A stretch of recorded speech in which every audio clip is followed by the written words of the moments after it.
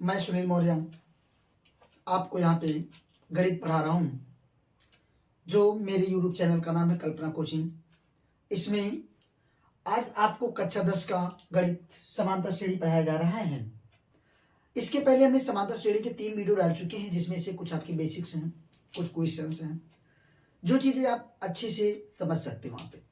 तो इसी श्रेणी में बेटा आपको आज हमने कुछ सवाल लिए हैं, जिनमें से आपका पहला सवाल है, यदि एक समांतर श्रेणी का एमवां पद 1/n तथा nवां पद 1/m है, तो सिद्ध कीजिए कि mnवां पद 1 और प्रथम पद 1/mn होगा। ठीक है, तो आपसे पहला पद पूछा गया है, यानी ये आपका आपसे क्वेश्चन है, किसी आप कहते हैं ये आपका जो समांतर श्रेणी लिखा गया है, इसी आपने एपी का नाम दिया है। और ये एमवां पद जिसे आप कहते हैं, ये आप कहते हैं एमथ टर्म। ठीक है, और ये आपका जो एनवां पद दिया गया है, इसे आप कहते हैं बेटा एनथ टर्म। यहां से आपको प्रूफ करना है, क्या करना है बेटा, प्रूफ दैट, इसने कहा है आपको प्रूफ दैट। ठीक है, एम एनथ टर्म 1 होगा, एंड ये आपका प्रथम पद जिसे आप कहते हैं फर्स्ट टर्म, ये आपका फर्स्ट टर्म आपका कितना है 1/mn। तो आप चाहे हिंदी मीडियम को हो, चाहे आप इंग्लिश मीडियम को हो, चाहे आप सीबीएसई बोर्ड किसी भी बोर्ड के हैं, अगर आपको अर्थमेटिक के बारे में कुछ समझना है, अर्थमेटिक वाले चैप्टर्स का ये क्वेश्चन है, तो इसमें आपको सीधे कहा गया है, if mth term of an AP is 1/n and nth term is 1/m, then prove that mnth term is 1 and first term is 1/m।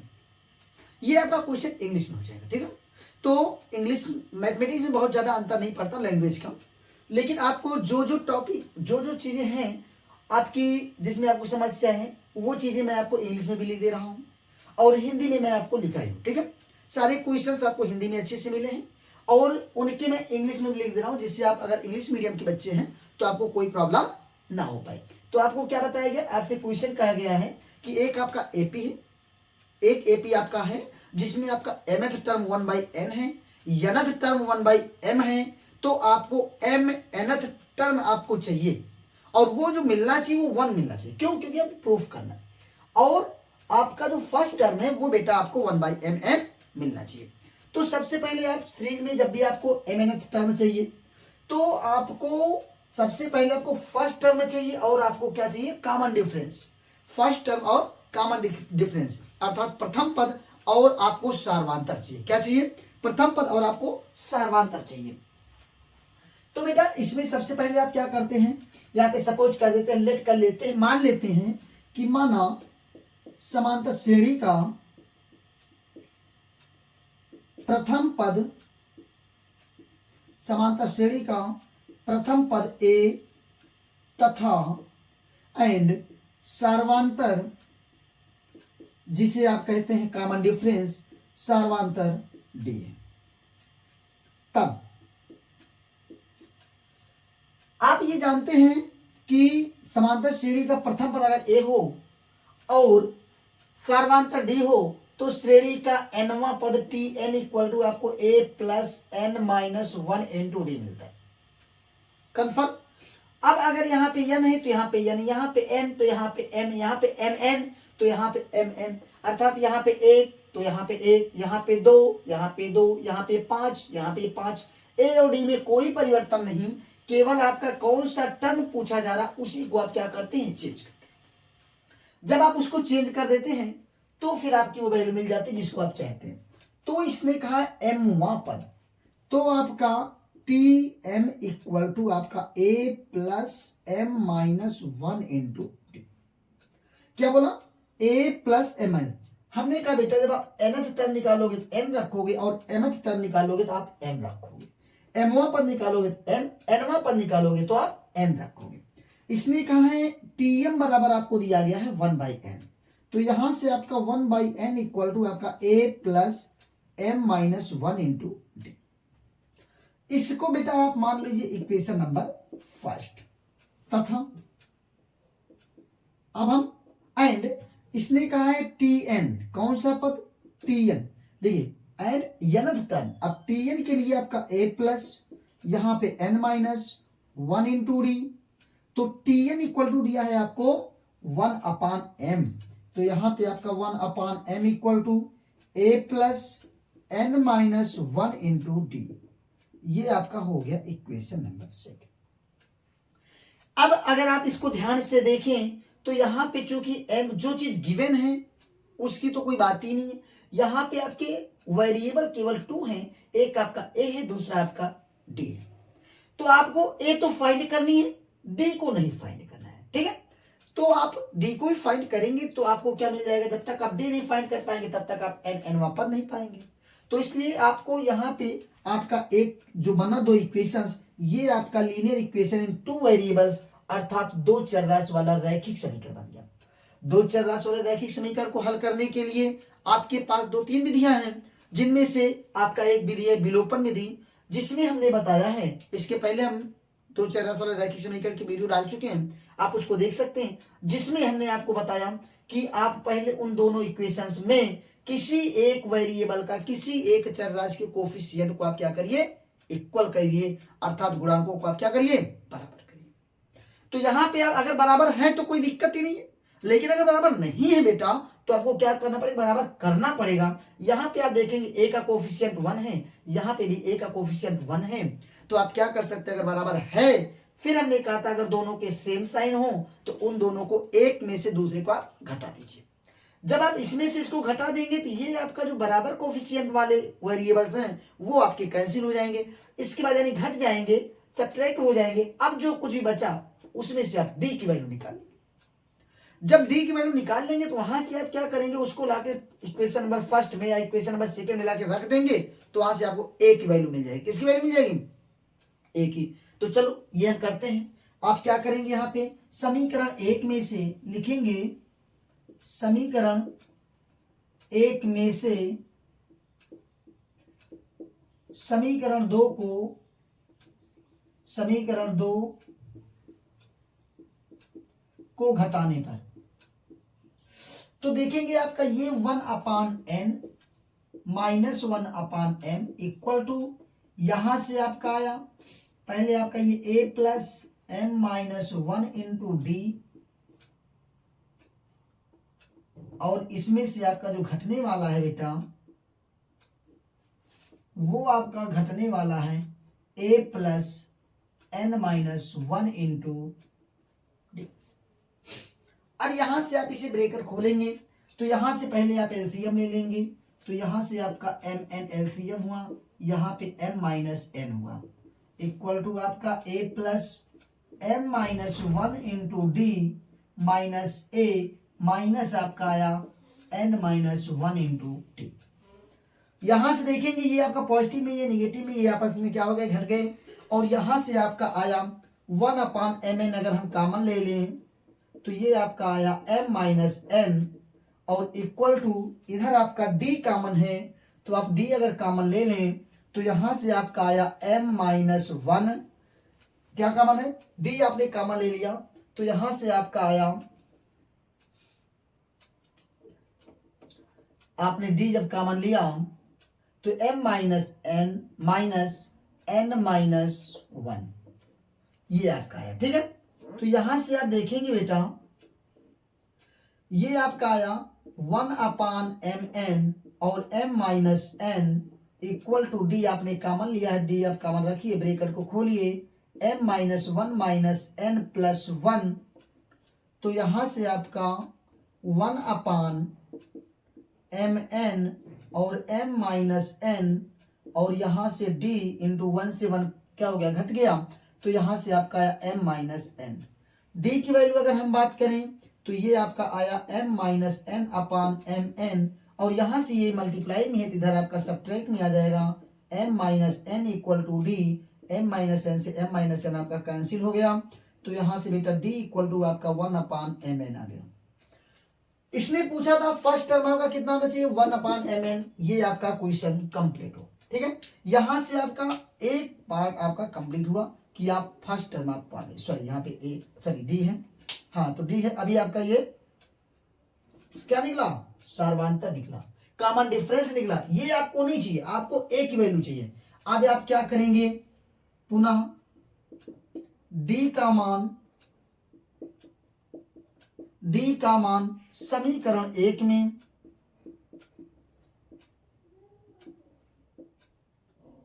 रखने पर, जब आप बेटा समीकरण 1 में रखेंगे तो समीकरण 1 इक्वल टू आपको मिला है 1/n equal to a plus ये आपका है m-1, तो यहां से आपका m-1 इंटू 1/mn। यहां से आप क्या करेंगे, a की वैल्यू आपको चाहिए, पहले आप 1/n लिखिए, यहाँ पे आपका a प्लस, यहां से इसका मल्टीप्लाई करेंगे तो m/mn माइनस 1/mn आया।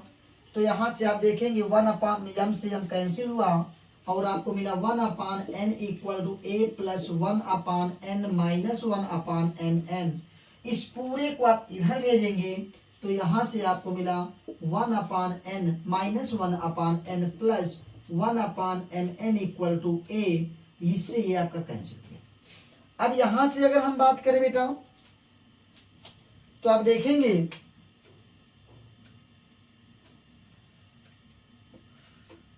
अब यहां से अगर हम देखें तो a इक्वल टू आपको मिल गया, a इक्वल टू आपको मिला 1/mn। फर्स्ट टर्म आपको यही चाहिए था, फर्स्ट टर्म आपका मिल गया, ठीक है। श्रेणी का आपका कौन सा टर्म मिल गया बेटा, फर्स्ट टर्म मिल गया। श्रेणी का जब आपको फर्स्ट टर्म मिल गया तो अब आपको चाहिए क्या, फर्स्ट टर्म मिल गया, सार्वधातुक आपको मिल गया, यानी कॉमन डिफरेंस आपको मिल गया।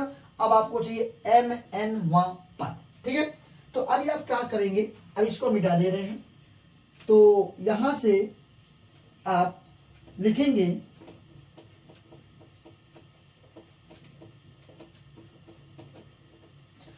फर्स्ट टर्म जब आपको मिल गया और कॉमन डिफरेंस मिल गया तो आपको चाहे जो ज्ञात करना हो, आपको चाहे सम ज्ञात करना हो, चाहे आपको कोई भी पद ज्ञात करना तो आप आराम से फाइंड कर सकते हैं। नाउ अब हम बात करते हैं श्रेणी का mn पद, अर्थात जो यहां पे n था बेटा उसको आप mn रखेंगे। tmn equal to formula a plus mn minus 1 into d. अब यहां से a की वैल्यू आपको मिली कितना बेटा, 1/mn, 1 आप mn लिखेंगे प्लस mn के जगह पे mn माइनस 1 और d की जगह पे फिर आपको मिला है 1/mn, mn हो गया, ठीक है। तो यहां से आप देखेंगे tm equal to 1/mn plus इसका इसमें मल्टीप्लाई कराएंगे तो mn/mn हो जाएगा, माइनस इसका कराएंगे तो 1/mn हो जाएगा। ये आपका इससे ये इससे क्या हो गया, कैंसिल हो गया। क्यों, ये क्योंकि ये प्लस में ये माइनस में है। अब यहां से mn से mn कैंसिल हो गया तो यहाँ पे एक आया, यहाँ पे एक आया, तो इसका मतलब यहां से tmn इक्वल टू आपको कितना मिला बेटा, 1 मिला। क्या मिला, अतः आपका श्रेणी का mn पद आपको मिला कितना, 1, और आपका प्रथम पद मिला कितना 1/mn, जो आपको प्रूफ करना था। तो यह प्रूफ आप यहां पे लिख सकते हैं।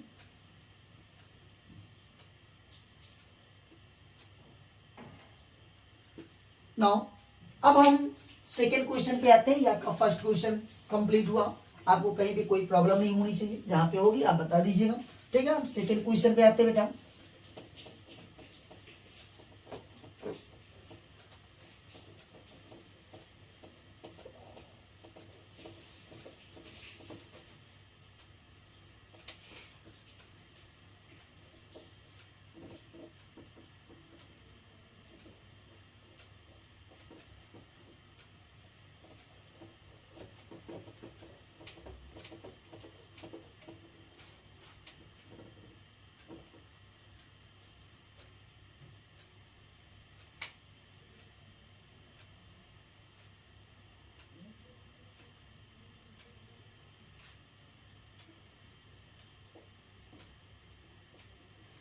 क्वेश्चन नंबर 2 की बात करें तो दिया है,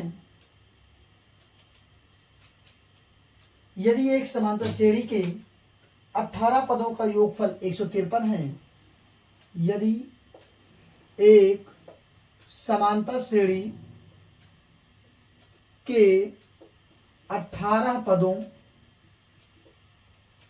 का योगफल 153 है, 153 है,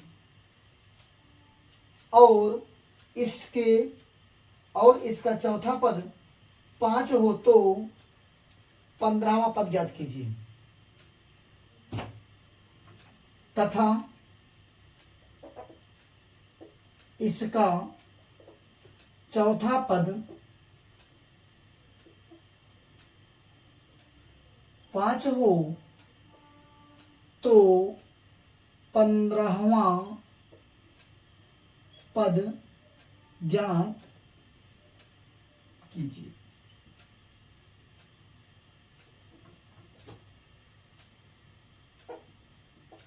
देख बेटा, समांतर श्रेणी में सबसे पहले आपको पता होना चाहिए क्या, फर्स्ट टर्म पता हो जाए और आपको कॉमन डिफरेंस पता हो जाए, अर्थात पहला पद मिल जाए और आपको सार्वधातुक मिल जाए, तो आपको कुछ भी याद करना हो, चाहे आपको n पदों का योगफल, 25 पदों का योगफल, 30 पदों का योगफल, 100 पदों का योगफल, कुछ भी फाइंड करना हो आप आराम से फाइंड कर सकते हैं। इसी तरह से आपको सम फाइंड करना हो तब भी आपको फर्स्ट टर्म आपको मिलना चाहिए।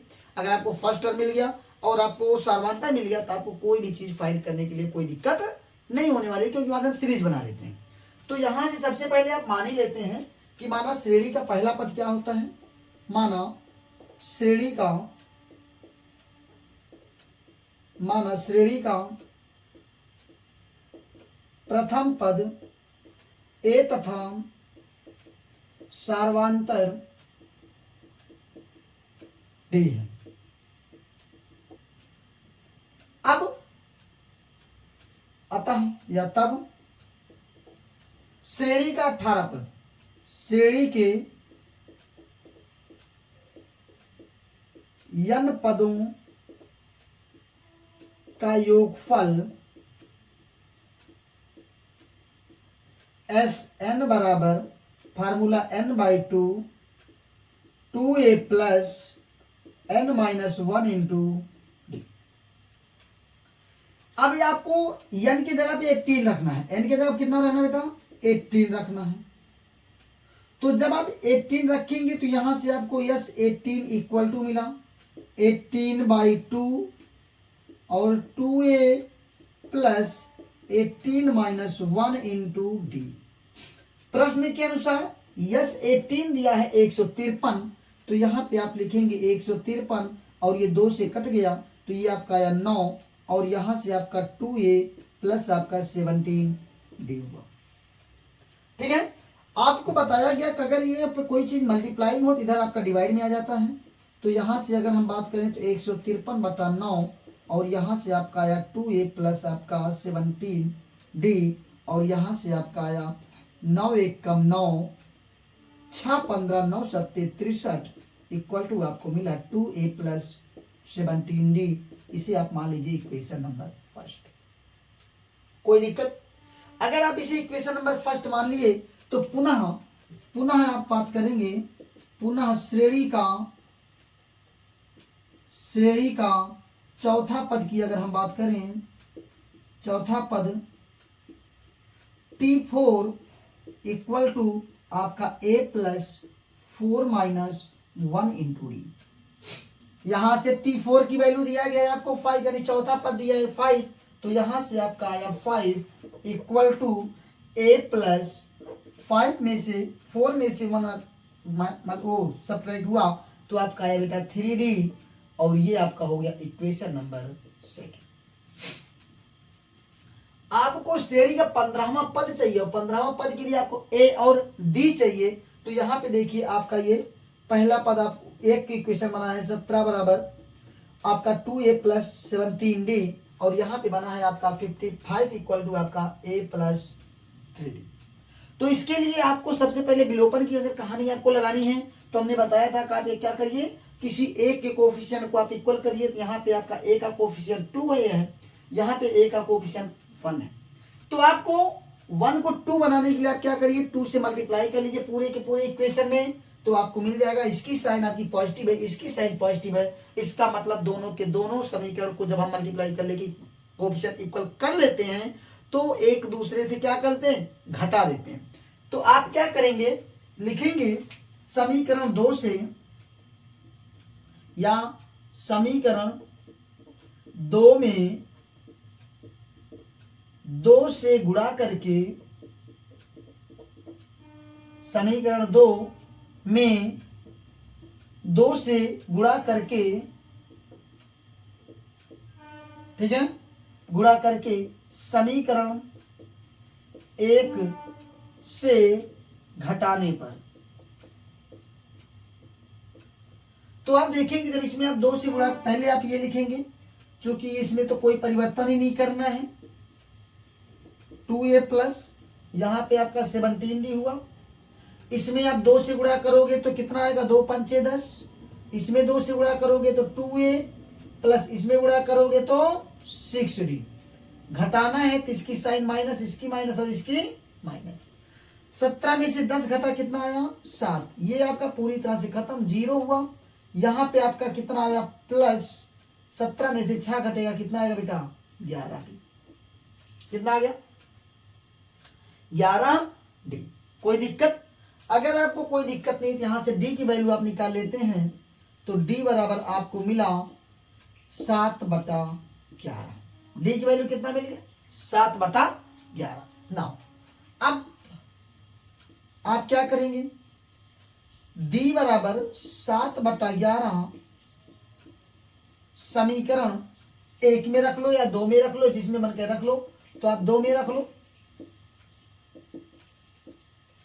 2 में रखने पर जब आप 2 में रखोगे तो ये 5 equal to a plus 3 into 7/11, अर्थात a इक्वल टू आपको 5 माइनस 7 21/11 और a बराबर 11 × 55 माइनस आपका 21/11 और a बराबर 5 में से 1 गया 4, 5 में से 2 गया 3 बटे आपका 11।